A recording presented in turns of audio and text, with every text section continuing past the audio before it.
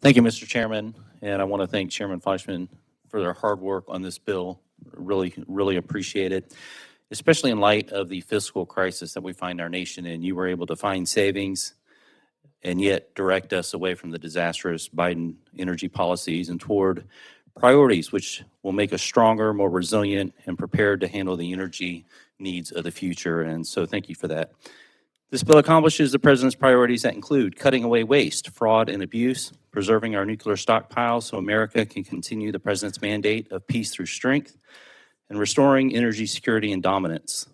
Speaking of energy, $5.1 billion in mostly Green New Deal priorities are being transferred to various nuclear programs, including the Advanced Reactor Demonstration Program. This helps diversify our energy sources to compete with countries like China and Russia.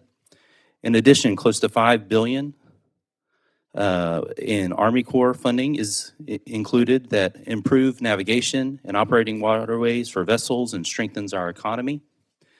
As a member that has a district bordering the bulk of the coastline of Texas, I certainly appreciate these funds and what they have to offer, and know many other members will think the same.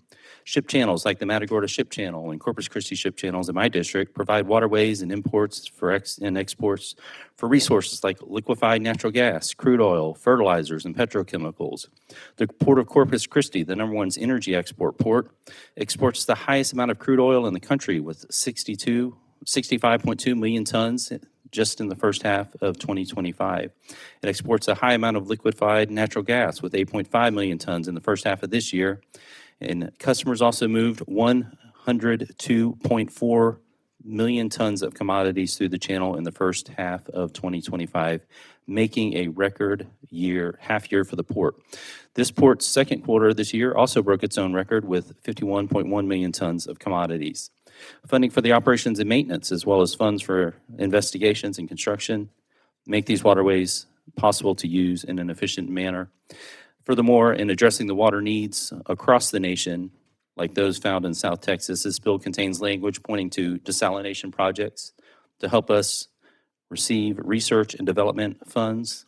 Water infrastructure funding in the bill also focuses on water recycling projects. And once again, I want to thank you for the great work in both finding savings, but focusing our nation's priorities on what really matters. Thank you, Mr. Chairman, for your hard work and your team. Thank you, Mr. Chairman, for your leadership, and I yield back.